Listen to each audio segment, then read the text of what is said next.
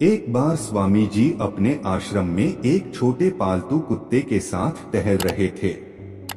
तभी अचानक एक युवक उनके आश्रम में आया और उनके पैरों में झुक गया और कहने लगा, स्वामी जी, मैं अपनी जिंदगी से बड़ा परेशान हूँ। मैं प्रतिदिन पुरुषार्थ करता हूँ, लेकिन आज तक मैं सफलता प्राप्त नहीं कर पाया।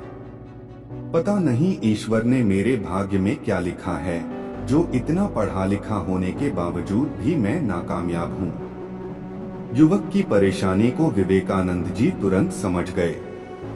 उन्होंने युवक से कहा, भाई, थोड़ा मेरे इस कुत्ते को कहीं दूर तक सैर करा दो। उसके बाद मैं तुम्हारे प्रश्नों का उत्तर दूंगा। उनकी इस बात पर युवक को थोड़ा अजीब लगा, लेकिन दोबारा उसने कोई प्रश्न नहीं किया और कुत्ते को दौड़ाते हुए आगे निकल पड़ा। बहुत देर तक कुत्ते को सैर कराने के बाद जब युवक आश्रम में पहुंचा तो उन्होंने देखा कि युवक के चेहरे पर अभी भी तेज है, लेकिन वह छोटा कुत्ता थकान से जोर जोर से हाँफ रहा था। इस पर स्वामी जी ने पूछा, क्यों भाई, मेरा कुत्ता इतना कैसे थक गया?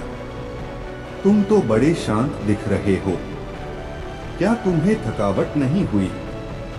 युवक बोला, स्वामी जी, मैं तो धीरे धीरे आराम से चल रहा था, लेकिन यही बड़ा अशांत था।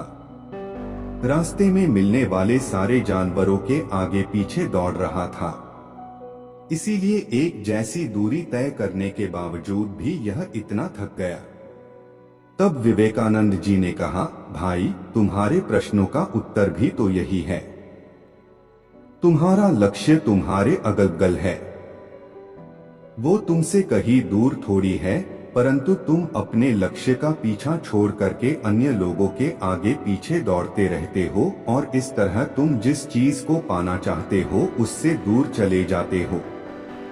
युवक उत्तर से संतुष्ट हो गया और अपनी गलती को सुधारने में लग गया।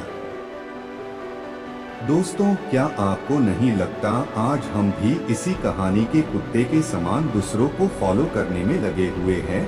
अगर आपका मित्र डॉक्टर है तो आप भी वही बनना चाहते हैं, भले ही उसमें आपकी कोई रुचि हो या नहीं। ऐसा करके हम अपनी प्रतिभा को खो बैठते हैं और जिंदगी भर संघर्ष करते रहते हैं।